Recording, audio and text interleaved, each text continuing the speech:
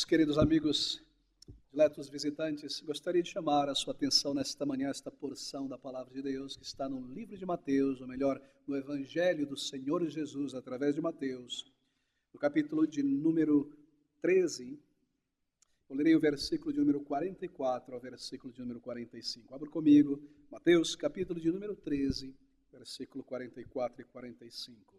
Palavras do Senhor Jesus também. O reino dos céus é semelhante a um tesouro escondido num campo, que um homem achou e escondeu.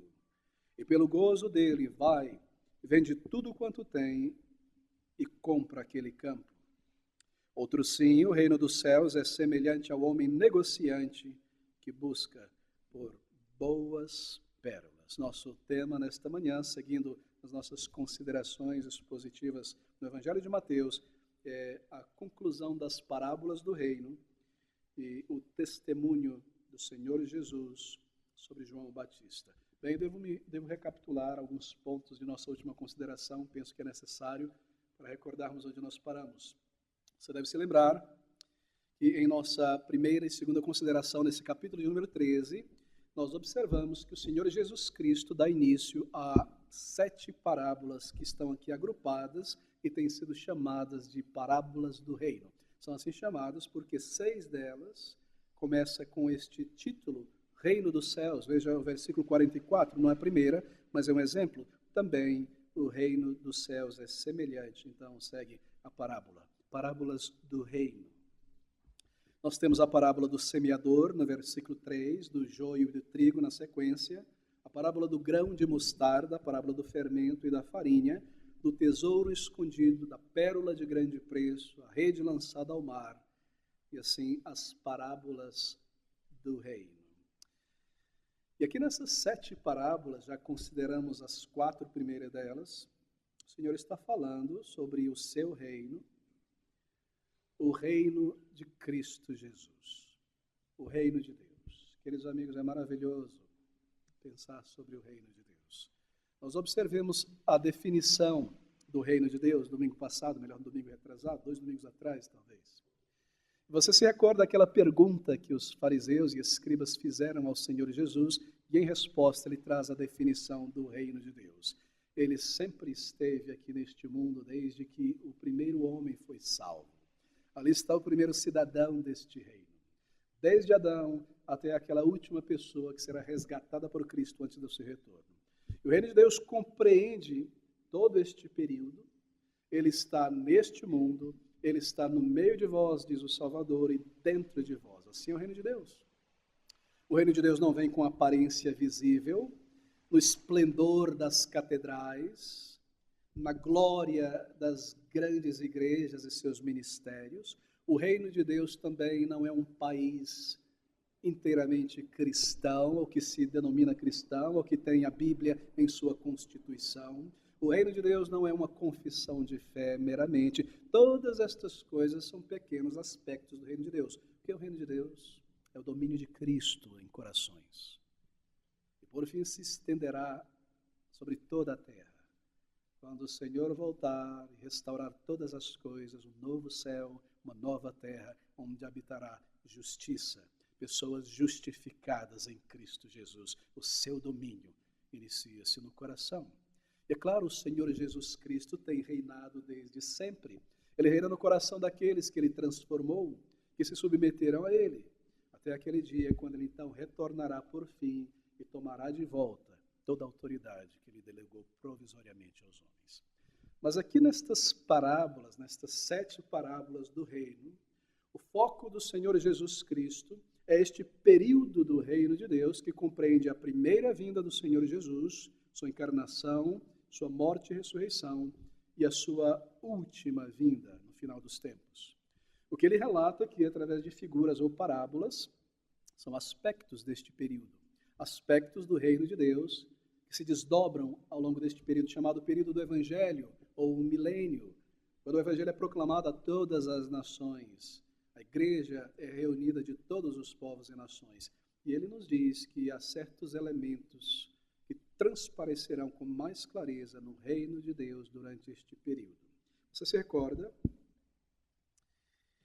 esta parábola não está falando, melhor, estas parábolas não estão falando apenas sobre o período final, a última página antes da vinda de Cristo. Mas eu volto a repetir, sobre todo este período.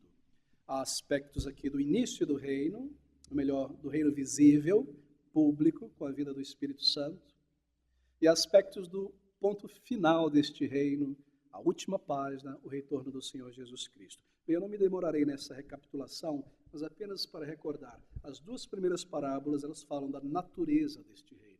Nós tocamos nisso. A parábola do semeador, do joio, do trigo, a semente que é lançada. Nós aprendemos que nem toda semente vingará. Que a pregação do Evangelho, que é realizada livremente, abertamente, gratuitamente, universalmente a todas as pessoas, esta semente que é lançada, nem todas as sementes vingarão. Haverão pessoas que a receberão com alegria, mas os cuidados deste mundo irão sufocar esta semente, não haverá frutos. Nós aprendemos também que entre o povo de Deus redimido haverá também joio, isso acontecerá ao longo de toda a história no mundo. Esse é um outro aspecto, haverão falsos crentes, falsos apóstolos, falsos líderes, pseudo-cristãos que introduzirão encobertamente doutrinas e heresias, pessoas que se parecem salvas, mas que não são salvas, como o joio se parece com o trigo. Nós também aprendemos na terceira parábola do grão de mostarda, que embora a influência do reino de Deus e seus primórdios ali com Cristo e seus discípulos pareça tão pequena, tão ínfima, insignificativa, que dentro de algum tempo, aquele início, aquele reino, se tornará um imenso reino, como uma grande árvore. E nas folhagens, nos galhos destas árvores, as nações, como pássaros, irão encontrar sombra. A influência do cristianismo nas culturas, o poder do cristianismo, a grandeza do reino de Deus, a quantidade, as multidões de pessoas salvas em todo o mundo, como uma pequena semente, que então gera uma grande árvore. Você se recorda também na quarta parábola do fermento e do trigo, sobre a profundidade do reino de Deus.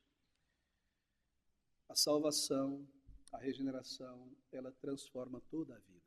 É como um pequeno punhado, pequeno de fermento em um saco de farinha de trigo. Em pouco tempo, todo o fermento irá se misturar com aquela farinha, levedar toda a massa. Você já viu isso, não é?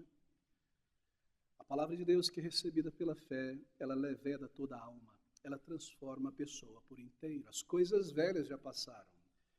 É uma transformação tão grande que nos é dito na palavra de Deus, que é como uma nova criação, uma pessoa recriada, assim por dizer, em Cristo. Uma criatura original que não estava ali. A profundidade, a extensão do reino de Deus. A mente, o coração, os gostos, os planos, todas as coisas são feitas novas. Esse aspecto interior, não é? Pessoal do reino de Deus na conversão.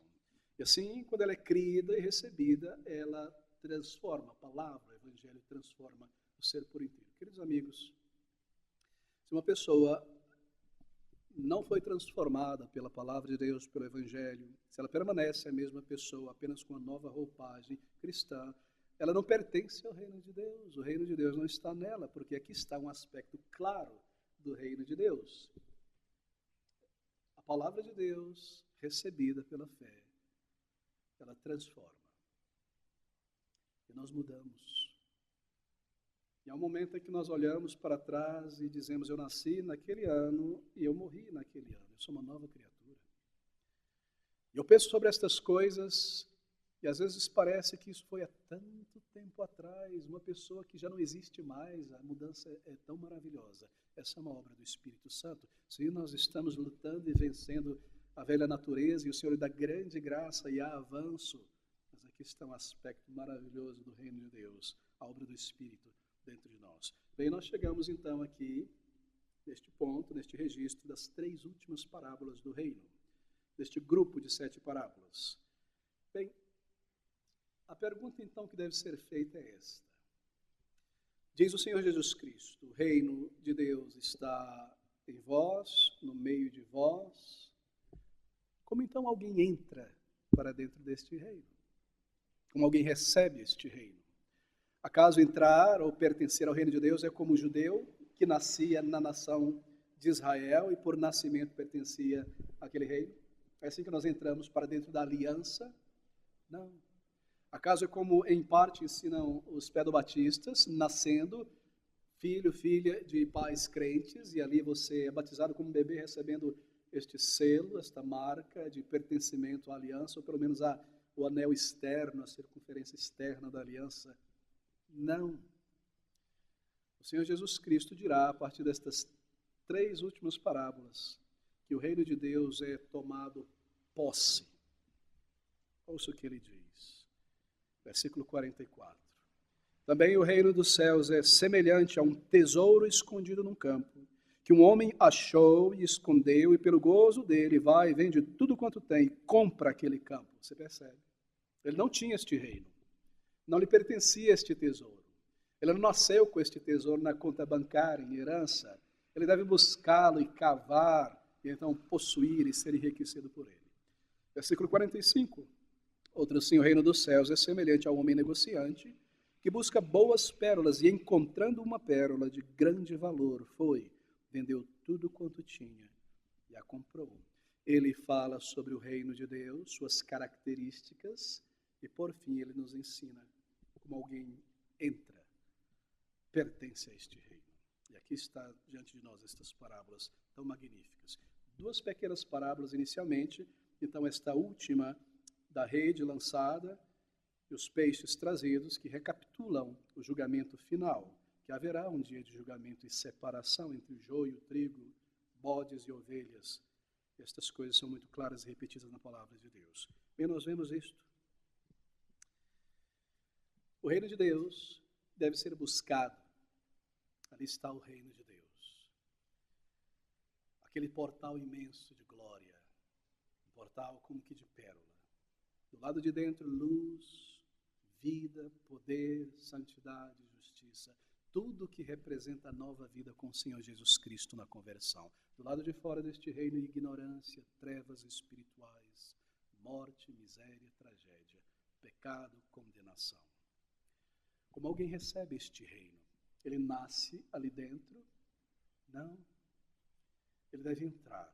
Abra comigo em Mateus no capítulo 11, no versículo de número 12. O Senhor ensina isso com grande clareza, de maneira direta, e agora ele passa no capítulo 13 a ilustrar através destas 2 próximas parábolas. Mateus capítulo 11, versículo de número 12. E desde os dias de João, o Batista, até agora, se faz violência ao reino dos céus e pela força se apoderam dele. Você percebe? Desde os dias de João Batista, a vinda do Salvador, o seu precursor, até o seu retorno. Sim, o reino de Deus sofre violência em um sentido, nós vimos. Ele é atacado. João Batista foi, Cristo foi, os seus discípulos também. Violência contra o povo de Deus, que representa o reino de Deus. Mas o significado aqui também é outro. Para possuí-lo é necessário uma violência santa. É como cavar para encontrar um tesouro. É como procurar intensamente por uma pérola de imenso valor. Há algo a ser feito, queridos amigos. Há algo para nós realizarmos. E aqui ele ilustrará esta nossa parte.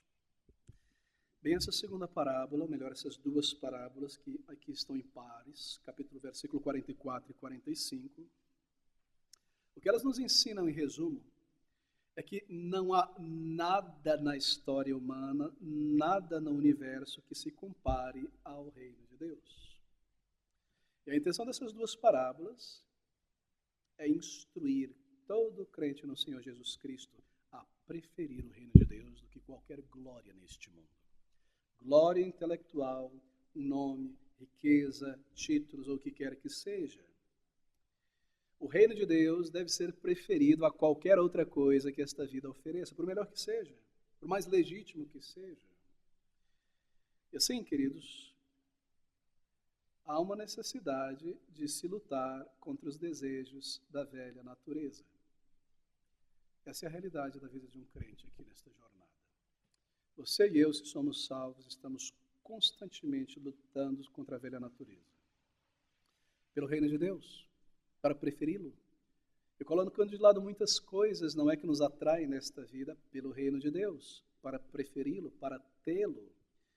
Essa parábola está ensinando que nós não podemos permitir que nada nos impeça de obter tamanho tesouro e de desfrutar de tamanho tesouro. Bem, nós precisamos aqui então dessa advertência em forma de parábola. Por quê?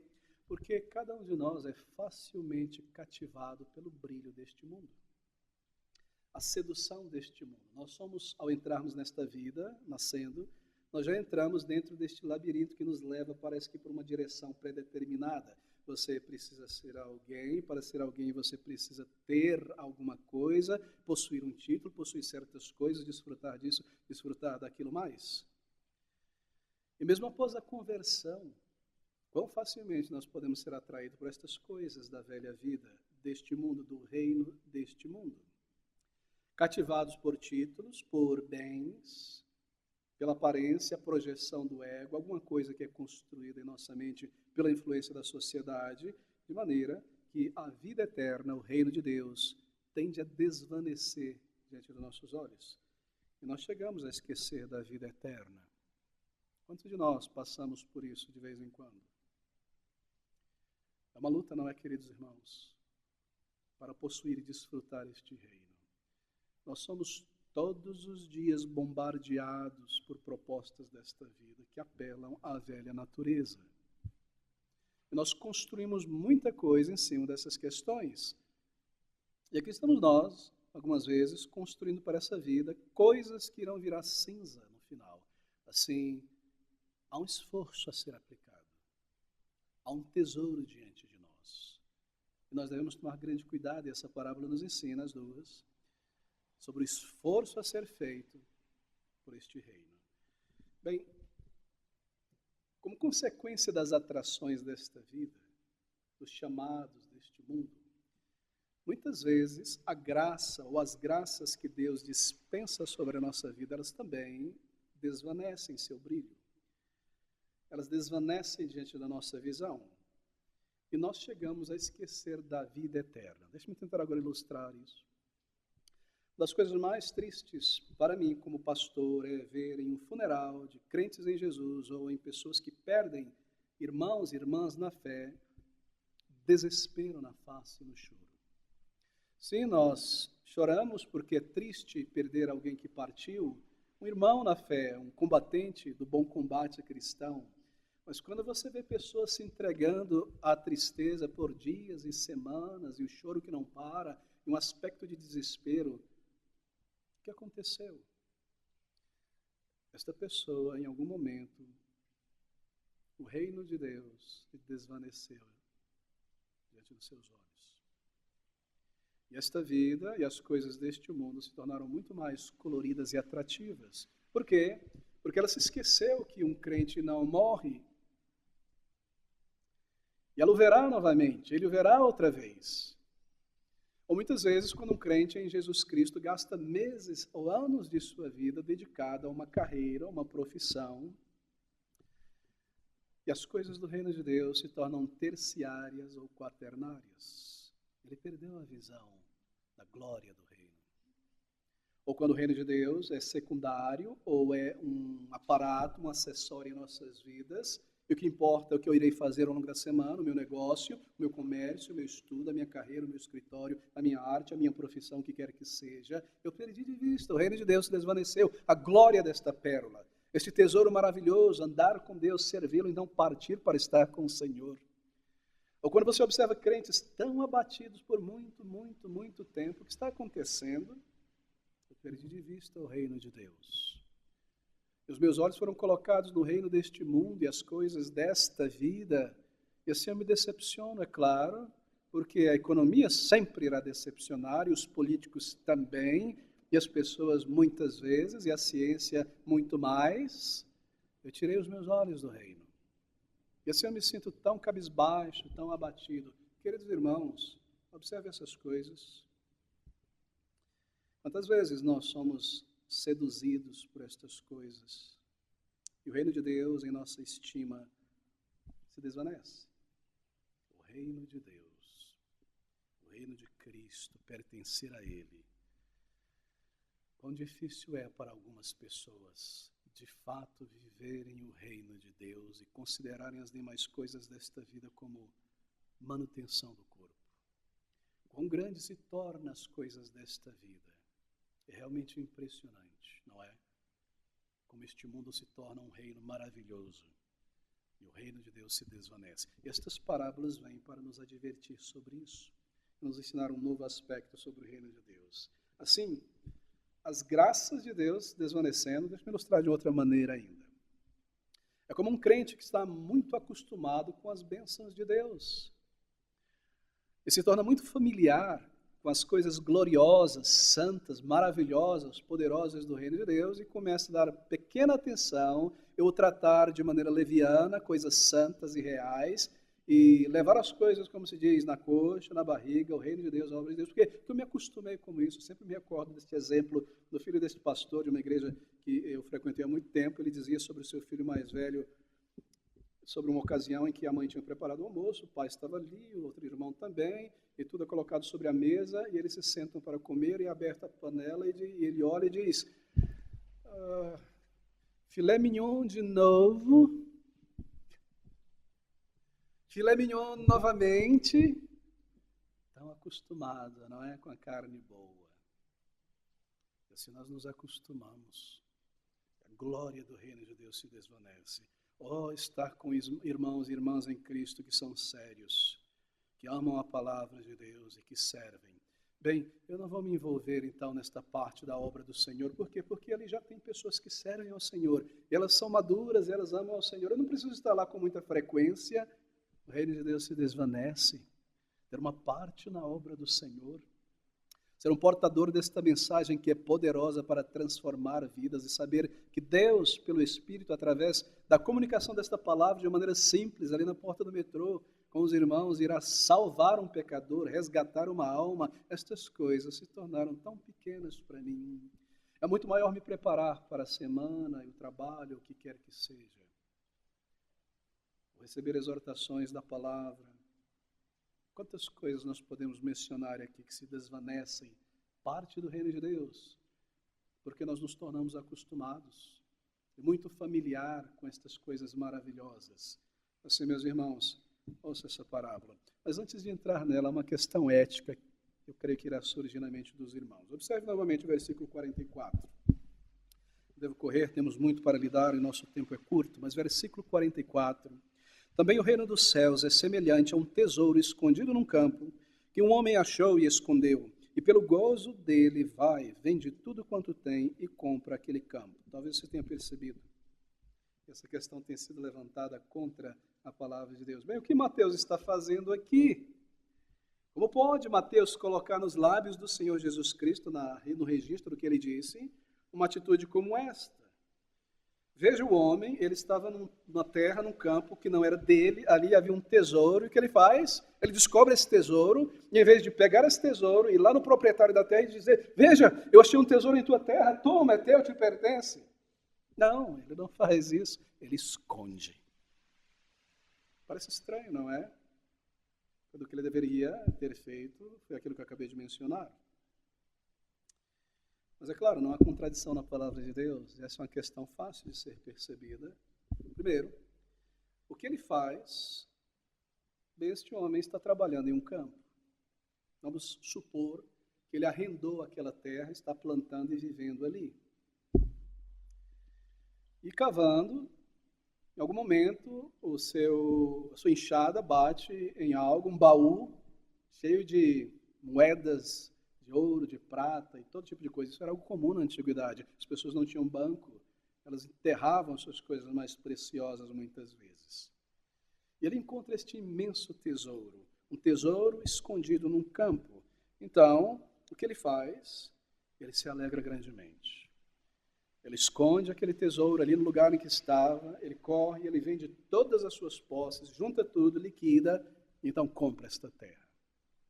Mas veja, ele não está fazendo algo contrário à lei rabínica, porque a lei dos judeus, rabínica, dizia que se você encontrar algum tesouro como moedas dentro de um saco de farinha ou de frutas, pertence a você que comprou, não a quem lhe vendeu. Ele irá comprar esta terra ele está dentro do escopo da lei rabínica. Segundo, aquele tesouro também não pertencia ao proprietário da terra, não foi ele quem colocou ali. Foi um proprietário anterior que provavelmente enterrou e morreu em alguma guerra e não conseguiu desenterrar. Ele também não sabia da existência desse tesouro. Assim, não pertencia a ele, nem pertencia ao proprietário da terra, mas pertencia a um proprietário anterior, muito provavelmente. Agora, terceiro lugar, o homem ele foi justo. Veja, ele não roubou o tesouro, que a maioria das pessoas faria exatamente isso, né? Encontrei um grande tesouro, pega tudo, lança na carroça, se manda, não aparece mais. Ele não fez isso. Observe o que ele fez. Um homem achou, escondeu, pelo gozo dele vai, vende tudo quanto tem e compra aquele campo. Mas deixe-me dizer algo que eu estava pensando para resolver essa situação aqui desse homem, se fosse eu. Talvez você. Eu faria o seguinte, eu pegaria o tesouro, liquidaria uma parte dele, compraria o campo e ficaria com o tesouro e com o campo. Mas nem isso ele fez. Ele deixou todo o tesouro lá. Ele foi ético. Ele não podia tê-lo, não lhe pertencia. Mas a lei rabínica diz que se você encontra algo em tua propriedade, se ela te pertence, então é teu. Ele poderia ter levado o tesouro, não, ele deixou ali. Ele poderia ter usado uma parte do tesouro, comprado o terreno e se apropriado do tesouro, mas ele não fez isso, ele foi ético. Ele vendeu as suas posses para obter isso. Mas, queridos amigos, esse não é o propósito da parábola, apenas para resolver uma questão ética que é levantada aqui. Ele não está fora do contexto da lei rabínica. O ponto aqui é esse. O homem achou o tesouro e escondeu. E pelo gozo dele, ele se maravilhou. Ele se maravilhou de tal maneira que ele foi para casa, juntou tudo o que possuía, vendeu e com aquele recurso comprou aquele campo. O Senhor Jesus está ensinando aqui muitas coisas maravilhosas. Ele está falando sobre o reino de Deus e aqui está o primeiro aspecto.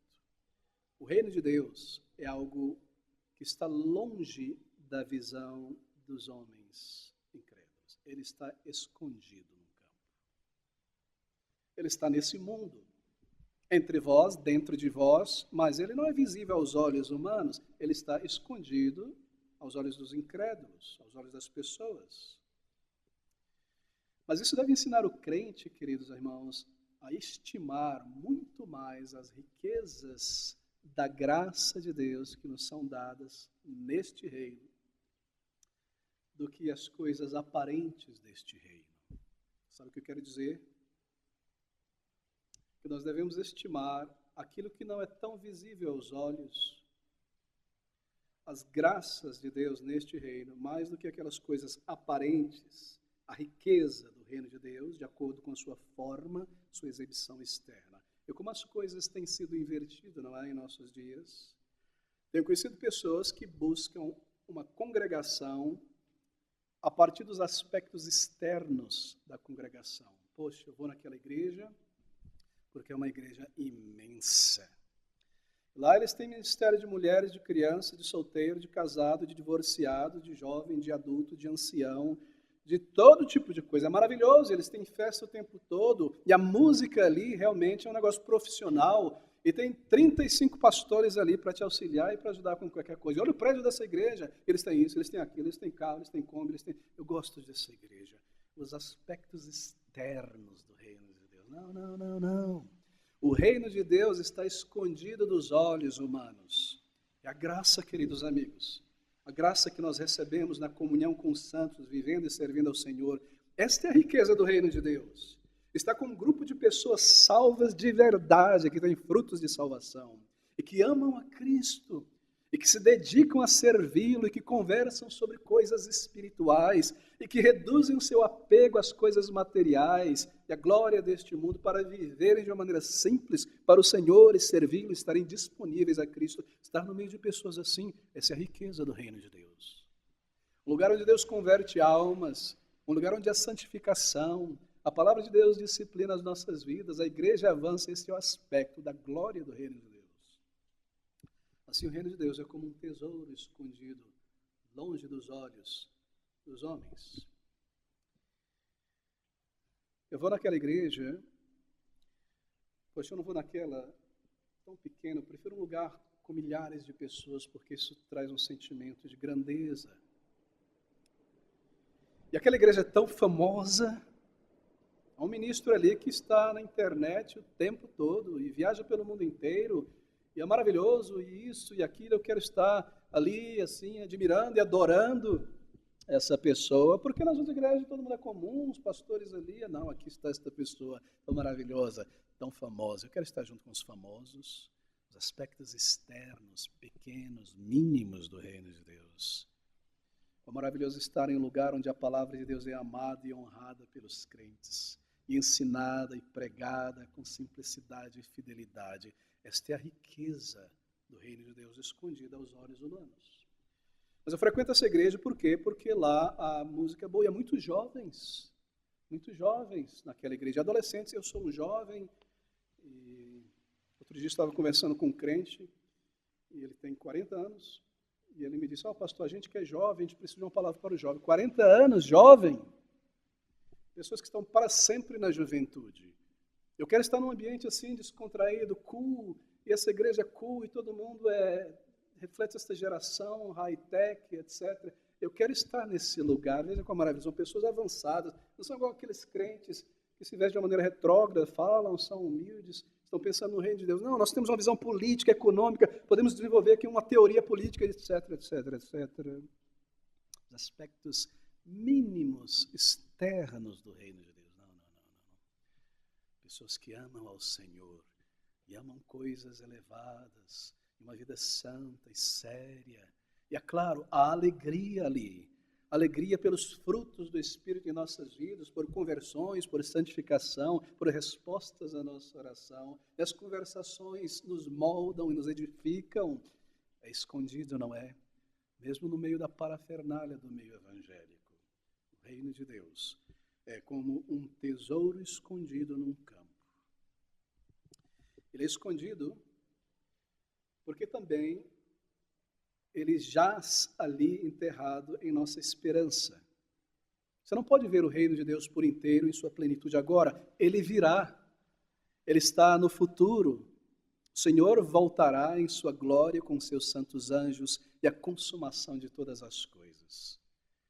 Este reino completo, este novo céu, esta nova terra está enterrado em nossa esperança. E esperança é antecipação aqui, não dúvida. Assim ele é invisível aos olhos dos homens. Mas nós olhamos com os olhos da fé e podemos ver este novo céu, esta nova terra, o lugar em que habita a justiça. Assim é um reino escondido. Os aspectos reais deste reino. Bem, quão distante a igreja, e que distância não é do evangelho destes princípios a igreja do Senhor Jesus Cristo muitas vezes chegou ao longo da história. Observe que essa sempre é a tendência de Satanás, a inverter a ordem nas coisas, de uma igreja simples, com pessoas adorando de uma maneira reverente, servindo ao Senhor, pessoas salvas na membresia. Aos poucos a igreja deixou de ser pessoas salvas, tornou-se um prédio, uma catedral, e tudo o que acontece ali. Você percebe como é comum as pessoas dizerem, bom, eu vou na igreja, qual é o endereço da igreja? Bem, não é errado chamar o prédio de igreja, porque aqui se reúne um povo de Deus. Mas a igreja não é um CNPJ, queridos irmãos. Pedras e telhado. Eu tenho conhecido pessoas, crentes no Senhor Jesus Cristo, que permanecem em um lugar onde a palavra de Deus é desobedecida, onde a indisciplina é crassa, o pecado abunda, a palavra de Deus não é ensinada, não é evangelismo, não é compaixão por almas. Por quê? Porque eles dizem coisas dessa natureza. Mas eu cresci nesta igreja, estou aqui, ajudei a colocar as pedras, os tijolos nela e a telha. Eu vou ficar neste lugar, porque a igreja não pode morrer. A igreja já morreu há muito tempo. Mas eu devo manter este prédio e ficar aqui. A igreja, ela tem uma história. Quantas fotos bonitas desse prédio, destes tijolos. A igreja são pessoas salvas, convertidas, regeneradas. E se não há isso em uma reunião, em uma congregação, então não há igreja. Ela já morreu há muito tempo. A igreja do Senhor, o reino de Deus, invisível aos olhos, a graça de Deus, a bênção de Deus, a operação do Espírito santificando, edificando vidas. Esse é o tesouro. Esses são os aspectos mais profundos. Sim, nós devemos crescer e avançar, e logo espero que não caibam pessoas aqui dentro, e nós precisamos de um novo prédio, um novo local, mas isso não é o reino de Deus. Oh, aquela igreja só tem este prédio, isso aqui, esta igreja está cheia de coisas. Esse é o reino de Deus, queridos irmãos.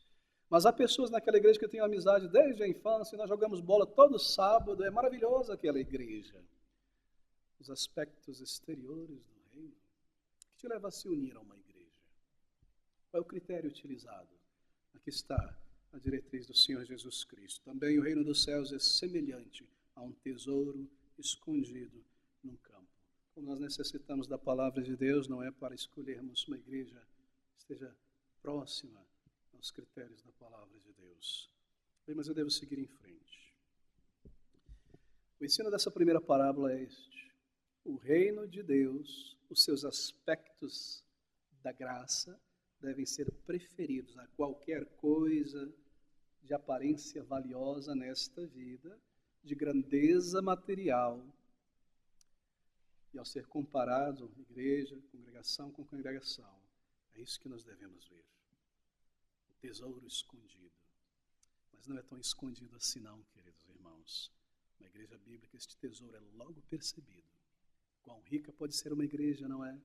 De homens e mulheres que amam a Cristo e servem ao Senhor. Este tesouro é logo percebido quando um crente verdadeiro bate o olho nele. Ele sabe, aqui a graça de Deus opera, ele dirá. Aqui há tesouros de homens e mulheres santificados que servem a Cristo. E a palavra de Deus é amada, ele dirá. Nesta igreja, naquela igreja do Senhor Jesus, naquela outra igreja do Senhor Jesus, de fato, Deus testifica ali pela sua palavra, ele põe o seu selo de bênção e ele converte almas ali, porque aquele lugar se tornou um lugar propício para o Espírito de Deus trazer à existência novos bebês na fé. Eles serão cuidados, alimentados por pessoas que amam a Cristo. Não é difícil ver estas coisas, não é difícil perceber quando uma congregação põe toda a ênfase nestes aspectos terrenos, mínimos do reino de Deus. Mas eu corro novamente, como disse, para a segunda parábola. Versículo 45. Outro sim, o reino dos céus é semelhante ao homem negociante que busca por boas pérolas. Encontrando uma pérola de grande valor, foi, vendeu tudo quanto tinha e comprou-a. Bem, essa segunda parábola traz a mesma instrução da primeira parábola. Na antiguidade, pérola era algo de imenso valor. Não pense sobre o valor da pérola hoje. Era algo extraordinário, fora do comum. Era estimada como um valor imenso. A pérola tinha, pela sua preciosidade, maior valor do que o ouro, na mesma quantidade e peso daquela pérola. Por quê? Porque era muito difícil achar. Muito difícil achar. Ali, naquela região da Palestina, pérolas eram encontradas na proximidade do Oceano Índico, ali, do Golfo Pérsico, e as pessoas, para encontrar estas pérolas, elas não tinham equipamentos modernos como os nossos. Um homem iria amarrar uma pedra ao seu corpo e pular na água para descer o mais rápido possível, com um fôlego só, no meio de animais, de todo tipo de peixe, de todo tipo de perigo, para encontrar, escavar, procurar aquela pérola, e voltar no fôlego só para cima, cortando a pedra amarrada em si. Que perigo, que dificuldade. Daí o preço imenso dessa pérola. Mergulhava-se dessa maneira. Pérola é algo estimado com imenso valor na antiguidade. Os egípcios, talvez você já leu sobre isso, eles adoravam, reverenciavam a pérola. Quando mulheres na antiguidade queriam mostrar a sua riqueza, nos diz Paulo em 1 Timóteo 2,9, elas colocavam pérolas espalhadas pelo cabelo. Lê-se sobre uma mulher chamada Lolia Paulina, esposa do imperador Calígula, que carregava uma quantidade de pérolas tão grande, correspondente hoje a 215 milhões de reais. Ela tinha pérolas no cabelo, tinha pérolas na orelha, pérolas no pescoço, pérolas em seu vestido, pérolas em seus dedos. Senhor Jesus Cristo marcou isso em uma declaração sobre o valor, a estima, a grandeza da pérola, dizendo: não lanceis as vossas pérolas aos porcos, contrastando aquilo que é digno, alto, elevado, de grande valor, com aquilo que é uma porcaria. Você percebe como pérola era vista pelos judeus na antiguidade como diamantes hoje, grandes diamantes. A Nova Jerusalém é comparada em sua beleza à beleza de uma pérola. Assim aqui está este homem, ele busca pérolas. Outro sim, o reino dos céus é semelhante ao homem negociante que busca por pérolas. Encontrando uma pérola de grande valor, imagine o valor desta pérola, vendeu tudo quanto tinha e comprou-a. Esse homem, ele pôs tudo o que possuía em um único investimento que o iria enriquecer ou iria quebrar por inteiro. Ele vendeu tudo quanto tinha. Normalmente não se faz uma coisa dessa, não é? Mas ele fez isso. Ambos os homens fizeram isso. O primeiro vendeu tudo quanto tinha para comprar aquele campo. E este outro põe todos os seus bens e todos os seus investimentos em um único investimento. O que nós aprendemos aqui? Que a excelência da vida eterna, a glória da vida eterna, não é de se comparar com nada nessa vida, queridos amigos, que nós possamos angariar. E a aplicação evangelística é bastante clara e óbvia aqui. E pode ser resumida nas palavras do Senhor Jesus, que adianta ao homem, como alguém que negocia por pérolas, ganhar o mundo inteiro e ter em seu currículo existencial grandes emoções, viagens, dinheiro, bens, muitos títulos, tudo o que deseja e tudo que brilha neste mundo e perder a sua alma, o seu tesouro. Tesouro é alma, mas eu sei em quem tenho crido, diz Paulo, que é poderoso para guardar a minha alma, o meu tesouro até o dia final, a vida eterna em Cristo. A pérola de grande preço. Que nós estamos dispostos a negar para abraçar de fato o reino de Deus. Ele vendeu tudo que tinha. Os discípulos, nós lemos em Lucas, se você abrir comigo no capítulo 5, versículo 11, observe o que eles fizeram. Diante do Senhor, diante do seu chamado para o reino, para o serviço do Senhor, para viver para o Senhor, Lucas capítulo 5, versículo de número 11, nós vemos a resposta deles. E levando os barcos para a terra, deixaram tudo e o seguiram. Os barcos, eles tinham uma empresa de pescaria. Aquilo era glorioso para eles. Eles davam o seu status. Eles deixaram aquilo que estava, sobretudo, em seu coração para seguir o Senhor Jesus Cristo. Não me entenda errado. Você não precisa deixar a sua casa, a sua conta bancária, o seu trabalho. Não é isso. Observe que os apóstolos disseram ao Senhor Jesus Cristo em Mateus capítulo 19, no versículo 27 ao versículo de número 29. Mateus capítulo 19, versículo 27 ao versículo de número 19.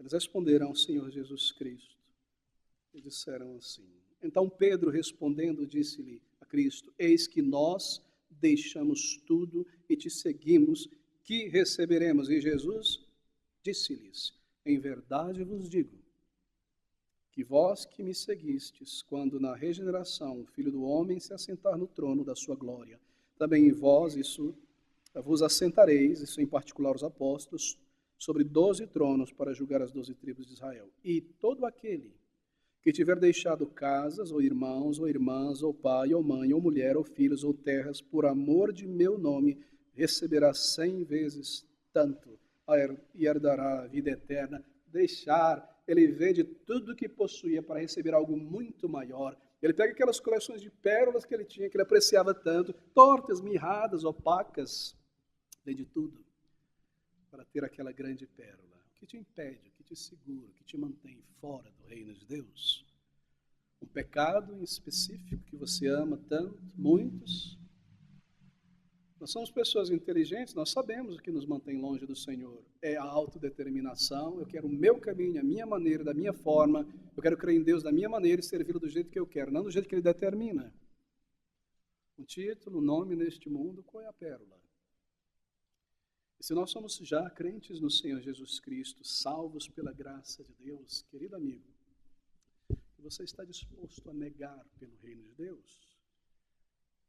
Por esse grande tesouro? Para se unir a uma igreja bíblica, você está disposto a mudar de emprego, se necessário? Esse emprego é tão bom, ele me dá tudo que eu sempre quis. Graças a Deus. Mas há um aspecto ruim deste emprego. Ele me rouba muito do reino de Deus, porque eu sou obrigado a trabalhar e servir esta empresa todo dia do Senhor, todo domingo. E eu não posso estar na reunião de oração, eu não posso evangelizar com os irmãos, eu não posso ter comunhão com o povo de Deus. Você está disposto a negar estas coisas, por mais maravilhosas que sejam, terrenas, para abraçar a grandeza, o tesouro de estar com o povo de Deus no serviço do Senhor? Você está disposto a se satisfazer, talvez, com um honorário menor, menos conforto, se for o caso, para se entregar mais à obra do Senhor? Você estaria disposto a mudar de bairro, morar mais próximo de uma igreja bíblica, para servir melhor e ter comunhão com o povo de Deus, estar na reunião de oração e avançar a obra do Senhor neste breve tempo que nós temos aqui antes da eternidade? Você estaria disposto a mudar de cidade? Ir para uma cidade onde haja uma igreja bíblica, porque você, sim, orou ao Senhor e buscou na sua cidade e você não encontrou algo, uma igreja reformada segundo a palavra de Deus, nem na cidade, na vizinhança mais próxima? Você está disposto a mudar para se unir ao povo de Deus e viver em uma colônia do céu na terra, uma igreja bíblica, e servir ao Senhor com os dons que Ele te deu pelo pouco tempo que nos resta aqui? Nós estamos dispostos a negar. Você está disposto a negar um talento pessoal deste mundo que consome mais tempo, energia e recursos, para dar mais tempo, energia e recursos ao reino de Deus? Me recordo sobre um irmão na Inglaterra, exímio pianista, e era convidado para se apresentar em muitas partes do Reino Unido, da Europa, em outras partes do Japão, etc., Israel também. Um crente sério, salvo pela graça de Deus, mas aquilo estava lhe consumindo. O reino deste mundo, o seu talento, uma boa dádiva dada por Deus, até um determinado momento em que, treinando, estudando para uma apresentação em outro país, de alguma maneira ele fraturou um tendão, não sei como é isso. E a partir de então ele teve grande dificuldade para tocar. E algum tempo depois ele veio a conversar e compartilhar e dizer que aquela foi a maior bênção da vida adulta cristã dele. Aquilo estava lhe consumindo. Sua arte, este mundo, esta vida, entreter outras pessoas e desfrutar daquilo. Isso o trouxe para mais próximo do reino de Deus. O que eu estou disposto a negar? O que eu estou disposto a colocar de lado? Você está disposto a negar algo caro pelo reino de Deus, por esse grande tesouro? Você está disposto a negar, talvez, momentos de lazer legítimos, de descanso também, diversão, se necessário for, para estar com o povo de Deus na obra do Senhor? Você está disposto a fazer isso?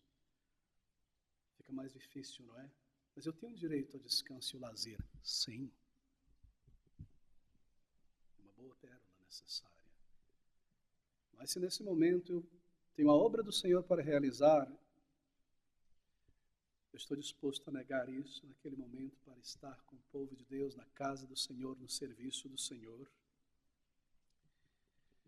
Eu estou disposto a negar uma ideologia desta vida apenas para dedicar a minha mente, meu coração, meu ser a falar, a escrever as coisas do reino de Deus? Talvez você tenha um político preferido, uma ideologia, uma teoria política de preferência, mas talvez, por melhor que seja, isso tenha lhe consumido os ânimos, as horas do dia e da noite, recursos, e a sua conversação se tornou isso. E essas coisas te alegram ou te abatem. Você está disposto a deixar de lado isso para entregar as tuas emoções à obra de Deus, alcançar almas e ver pessoas salvas e a igreja santificada, e escrever em seus e-mails e redes sociais sobre isso, e promover e projetar o reino de Deus, e se irá com coisas justas e santas e não com as coisas passageiras deste mundo, e se alegrar com as vitórias do reino de Deus, ganhando campo e almas salvas. Você está disposto a deixar com prazer, muitas vezes, não é uma ideologia, filosofia passageira para esta vida, você está disposto a negar isso. Isso tem lhe consumido, tomado muito tempo, muita leitura, muitas horas, para abraçar a grandeza do reino de Deus. O reino de Deus é o que nos enriquece, queridos irmãos. E é comparado aqui a um tesouro, uma pérola bela, imensa, de grande valor. Você já parou para pensar e avaliar quão grande é nesta vida o tesouro, a pérola de uma igreja bíblica em um deserto espiritual como este mundo? Já parou com seriedade para avaliar isso? Que não é algo pequeno. Tenho conhecido pessoas que entram em contato por telefone, com quem converso, que muitas vezes na conversa choram por não estar em uma igreja bíblica, porque não há nada próximo de sua casa, ou moram em outro país, ou uma distância muito grande. Choram. Você logo percebe que elas descobriram esta pérola de grande preço. Estar em uma igreja bíblica viva. O tesouro de estar junto com crentes que não estão ali apenas em busca de um alimento intelectual, mas que servem ao Senhor, que têm amor e compaixão por almas perdidas e regularmente, continuamente, meses, anos, décadas, estão evangelizando. Você já parou para pensar a grandeza disso no meio de milhões e milhões de igrejas neste mundo que estão focadas em um programa de atividades, entretenimento e lazer? É uma pérola de grande preço. Já considerou isso, querido irmão? O tesouro que é viver no Espírito com pessoas que falam sobre as coisas do alto, que têm alegria de falar sobre isso, que em seus encontros Cristo e o seu reino é primordial, as demais coisas são tratadas, mas são essas coisas que aquecem as conversações. Que tesouro, não é?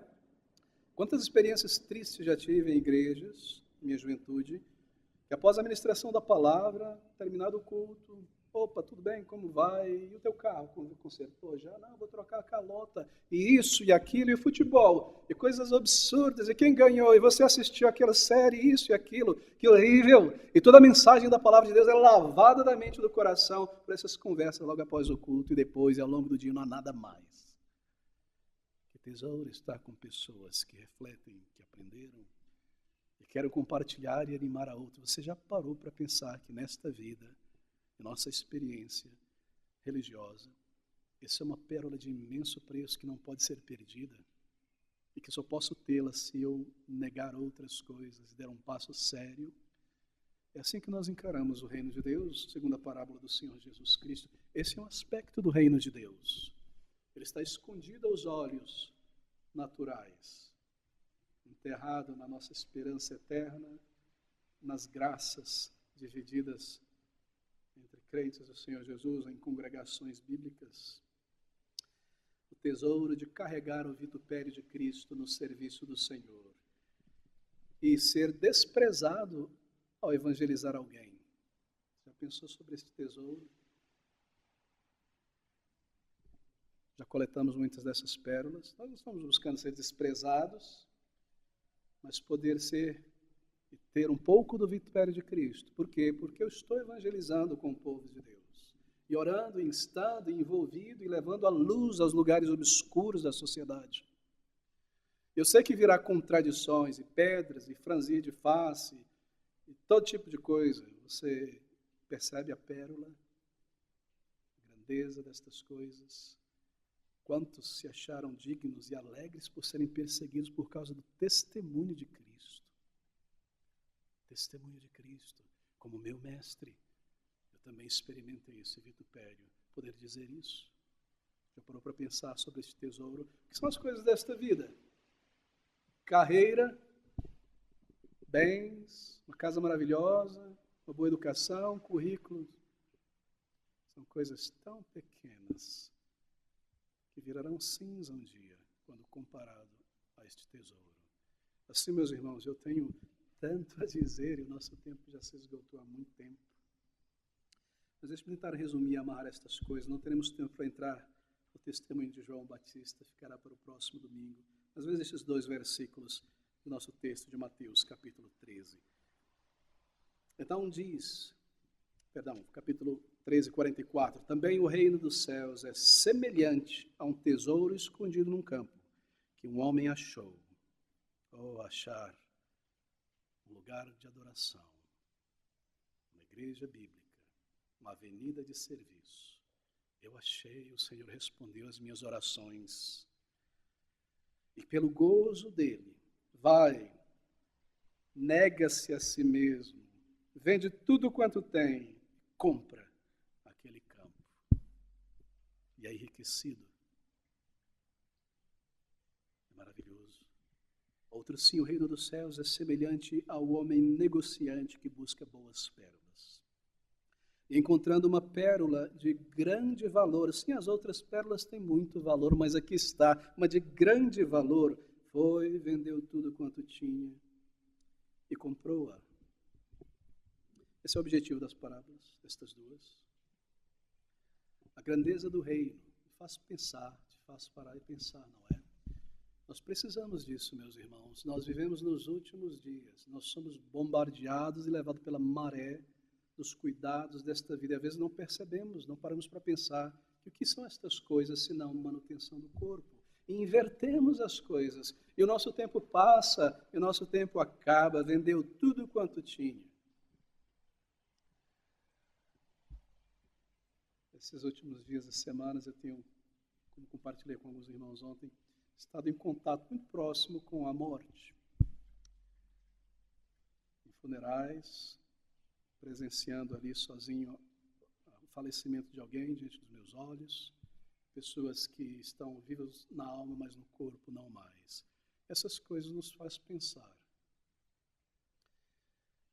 Tudo que aquela pessoa fez, estava eu ali numa UTI, visitando a sogra de meu irmão, mãe de minha cunhada, pessoa fiel, que ama ao Senhor, uma crente no Senhor, mas estava ali inconsciente. E oramos juntos e louvamos ao Senhor juntos. E ali conversando com ela, ela inconsciente. Tomou um fôlego, respirou, e observando como ela respirava. Um segundo fôlego, profundo, tranquila ali, dormindo, inconsciente. E um terceiro, eu esperava pelo quarto e o quarto não veio. E as ondas daqueles painéis de onda se tornaram linhas. Tudo foi selado ali.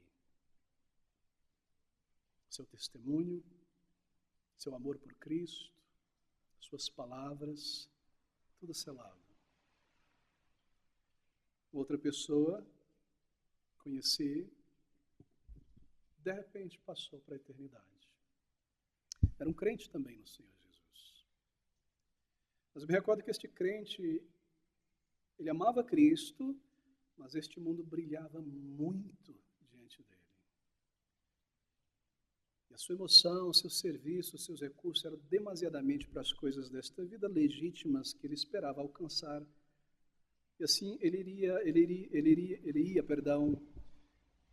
fazendo em migalhas a obra do Senhor enquanto construía aquilo que ele buscava, porque ele pensava, dentro de 15 anos eu teria o que eu quero alcançar e eu vou ter muito mais tempo para servir ao Senhor. E ele parte, bem antes disso. E a página final da sua vida, como uma lápide, sela tudo o que ele fez, tudo o que ele disse, tudo o que falou. Não há mais tempo de voltar. Poxa, eu não fiz o que eu deveria ter servido ao Senhor melhor, e isso e aquilo foi selada na morte. E aqui estamos nós. E quantas coisas passam por nossa mente quanto ao reino de Deus e o serviço do Senhor. Querido irmão, O que eu fiz ou deixei de fazer simplesmente será selado no momento que nós partimos. Você gastou muito tempo pescando, muito tempo no celular, você tem remorso disso, se arrepende. No momento que a morte chega, isto selou. Não há como voltar atrás. O reino de Deus diante de nós. A glória de servir a Cristo. Agora, hoje, então nós partimos.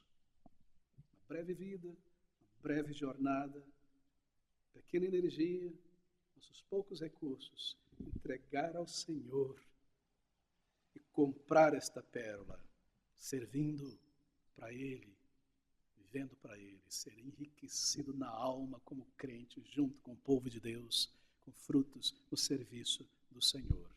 Eu termino aqui. Aqui está um aspecto maravilhoso. Ele não é visto por mentes carnais. Ele não é visto.